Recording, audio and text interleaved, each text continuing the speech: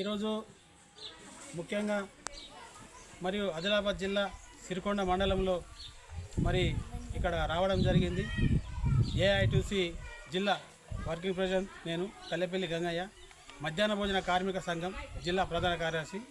మరియు కార్మిక సమస్యలు పరిష్కరించాలని మరి ఏఐటీసీ 4వ జిల్లా మహాసభను విజయవంతం చేయాలని కరీంనగర్లో కళ్యాణ మండపంలో గార్డెన్లో విజయవంతం చేయాలని, రాష్ట్ర మహాసభలు విజయవంతం చేయుటకు మరి పెద్ద ఎత్తున రాష్ట్ర నాయకులు, వివిధ దేశాల నుంచి రాష్ట్ర నాయకులు వస్తున్నారు.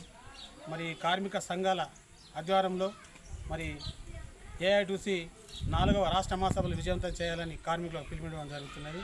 ముఖ్యంగా మధ్యాహ్న భోజన కార్మికులకు సమస్యలు బాగా ఉన్నాయి.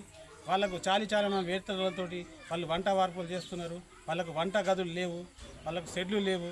వాళ్ళకు మళ్ళా ఒకటి ఏంటంటే ఒక సారీ, ఒక సెట్ కోటు అంటే ఒక సారీ, ఒక డ్రెస్ కోటు వాళ్ళకు ప్రతి నెలకొకటి, సంవత్సరానికి 2 జతల డ్రెస్సులు ఇవ్వాలని మేము ఏఐటీసీ నుంచి డిమాండ్ చేస్తున్నాము. అదేవిధంగా ముఖ్యంగా మరియు కోడిగుడ్లు 8 రూపాయల నుంచి 9 రూపాయలు అయినాయి.